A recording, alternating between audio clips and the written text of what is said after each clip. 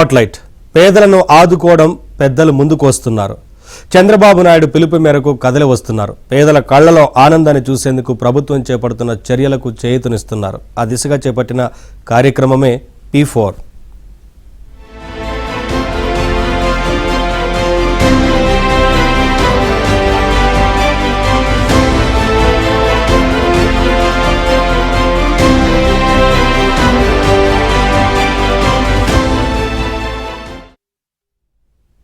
పేదరిక నిర్మూలన, సామాజిక సమగ్రాభివృద్ధి దిశగా సీఎం చంద్రబాబు నాయుడు నేతృత్వంలోని కూటమి ప్రభుత్వం వడివడిగా అడుగులు వేస్తోంది. ప్రజల భాగస్వామ్యానికి ప్రత్యేక ప్రాధాన్యమిస్తూ P4 విధానాన్ని అమల్లోకి తెస్తోంది. P4 కార్యక్రమానికి ఏడాది ఉగాది నాడు అంకురార్పణ జరగ్గా ఆగస్టు 19 నుంచి P4ను అమల్లోకి తీసుకొచ్చే ప్రక్రియ మొదలవుతోంది. ఆ కార్యక్రమ తీరుతెన్నులేంటి, కార్యక్రమం అమలుపై చేయాల్సిందేంటి, చేస్తున్నదేంటి? Watch this ABN spotlight.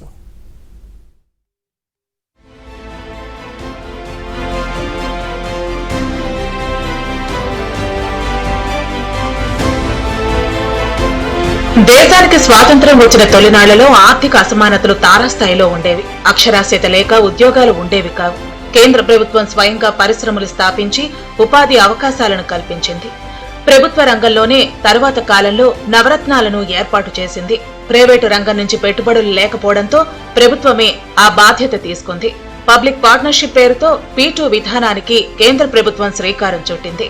అయితే మారుతున్న కాలానికి ఈ విధానంలో మార్పులు తప్పనిసరి అని భావించిన ప్రభుత్వం 90వ దశకంలో పివి నరసింహారావు ప్రధానిగా P3 విధానం అమలుకు మొగ్గు చూపింది. P3 అంటే కేవలం ప్రభుత్వమే పెట్టుబడులు పెట్టడమే కాకుండా ప్రైవేట్ రంగంతో పాటు విదేశీ పెట్టుబడులకు గేట్లు తెరిచింది. నాటి నుంచి భారత ఆర్థిక వ్యవస్థలో చెప్పుకోదగ్గ మార్పులు సంభవించడంతో పాటు ప్రజల జీవన ప్రమాణాలు పెరిగాయి. జాతీయ రహదారులు, మెట్రో రైళ్లు, అంతర్జాతీయ విమానాశ్రయాలు పుట్టుకొచ్చాయి. ప్రజల ప్రయాణాలు సులభం కావడంతో పాటు కమ్యూనికేషన్ వ్యవస్థ మెరుగైంది. ఈ మార్పుతో దేశంలో ఆర్థిక వ్యవస్థ వేగం పుంజుకుంది.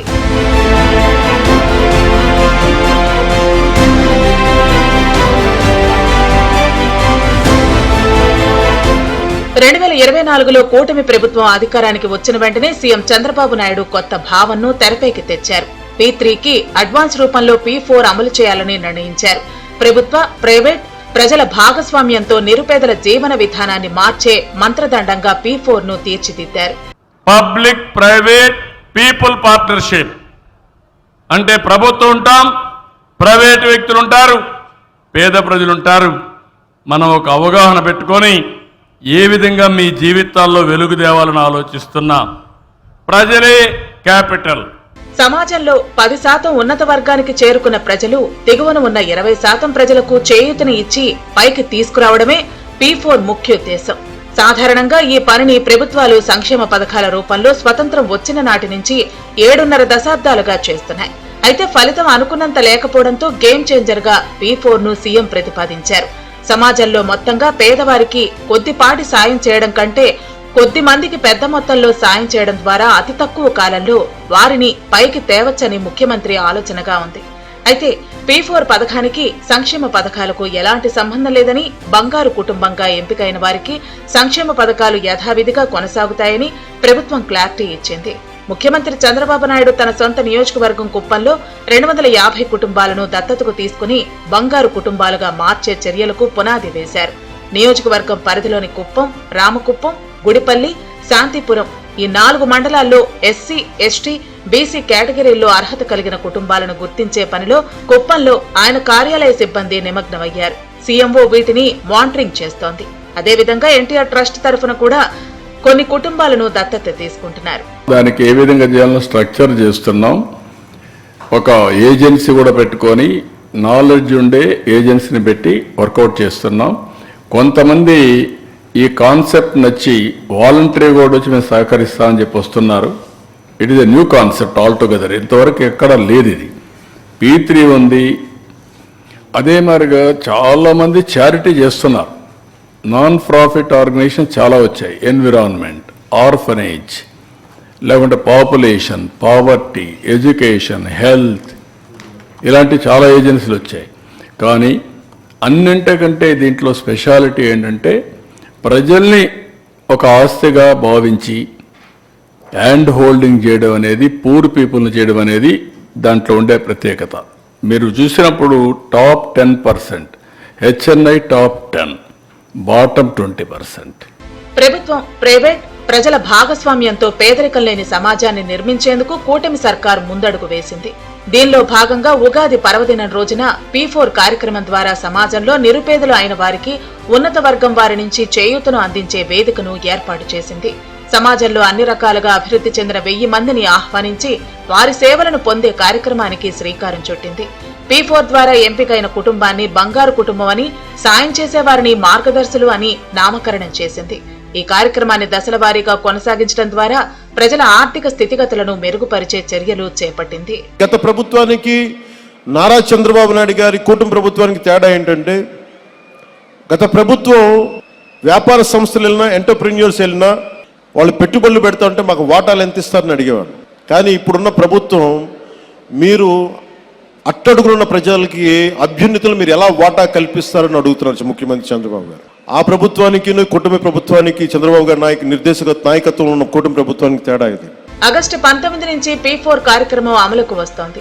రాష్ట్ర స్థాయిలోని సొసైటీకి ముఖ్యమంత్రి చంద్రబాబు చైర్పర్సన్ గా, deputy CM Pawan Kalyan vice chairperson గా వ్యవహరిస్తారు. P4 కు CEO, డైరెక్టర్ తో పాటు వీరందరికీ అనుసంధానంగా call centre, tech team, programme team, wing team ఉంటాయి. జిల్లా చాప్టర్ కు జిల్లా మంత్రి చైర్పర్సన్ గా, నియోజకవర్గ చాప్టర్ కు ఎమ్మెల్యే చైర్పర్సన్ గా, గ్రామ, వార్డు స్థాయిలో సెక్రటేరియట్ చాప్టర్లకు చైర్పర్సన్ గా పంచాయతీ కార్యదర్శి, వార్డు అడ్మినిస్ట్రేటివ్ సెక్రటరీలు ఉంటారు. వీరితో పాటు P4 కార్యక్రమంలో ఎన్ఆర్ఐల భాగస్వామ్యాన్ని పెంచేందుకు విదేశాల్లో P4 సలహాదారులను నియమిస్తారు. ఎంపికైన బంగారు కుటుంబాల స్థితిగతులపై ఎప్పటికప్పుడు సర్వే నిర్వహిస్తారు. మార్గదర్శులకు గుర్తింపు, గౌరవం ద్వారా మంచి ఫలితాలు వస్తాయని నిర్ధారించారు.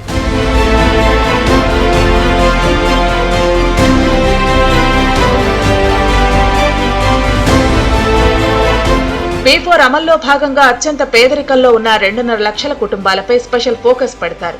P4 సమగ్రంగా అమలుకు వచ్చే ఆగస్టు 19 తర్వాత మరో 2.5 లక్షల కుటుంబాలకు కూడా దీన్ని వర్తింపజేస్తారు.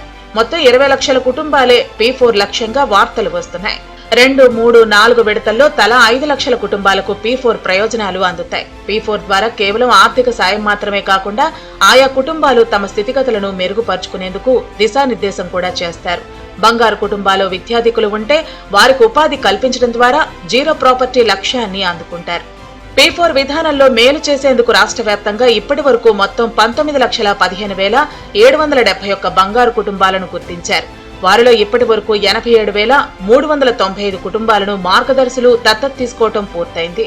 బంగారు కుటుంబాలను మార్గదర్శులతో అనుసంధానం చేసేందుకు మరింతగా దృష్టి పెట్టాలని సీఎం చంద్రబాబు ఆదేశించారు. ఈ కార్యక్రమాన్ని నిత్యం మానిటరింగ్ చేసేందుకు కాల్ సెంటర్ ఏర్పాటు చేస్తున్నారు. మార్గదర్శకులుగా ఉండాలనుకునే వారికి అవసరమైన సమాచారాన్ని, గైడెన్స్ ను ఇచ్చే వ్యవస్థ కూడా ఏర్పాటవుతోంది. P4 అమలు తర్వాత దాని ప్రభావాన్ని నివేదికల ద్వారా ఎప్పటికప్పుడు మార్గదర్శకులకు కూడా అందజేస్తారు. పారిశ్రామికవేత్తలు, ఎన్ఆర్ఐలు, సెలబ్రిటీలు, ఉన్నత వర్గాల వారితో ప్రత్యేక కార్యక్రమాలు నిర్వహిస్తారు.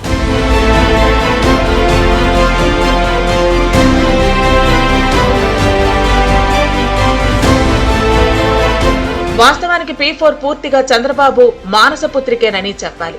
ఆ కార్యక్రమంలో మార్గదర్శుల భాగస్వామ్యం పెంచేందుకు టాప్ 100 కంపెనీలకు చెందిన CEOలు, COOలు, CFOలు, MDలు, చైర్మన్లతో చంద్రబాబు నేరుగా మాట్లాడారు. దాంతో పాటు దేశ విదేశాల్లో ఉన్న తెలుగు వారితో వర్చువల్ గా మాట్లాడారు. ఎన్ఆర్ఐలను P4 సలహాదారులుగా నియమించి వారిని ప్రోత్సహించాలని సీఎం చంద్రబాబు తమ అధికారులను ఆదేశించారు. ప్రతి 10 రోజులకు ఒకసారి P4 పురోగతిని సమీక్షిస్తానని ముఖ్యమంత్రి అన్నారు.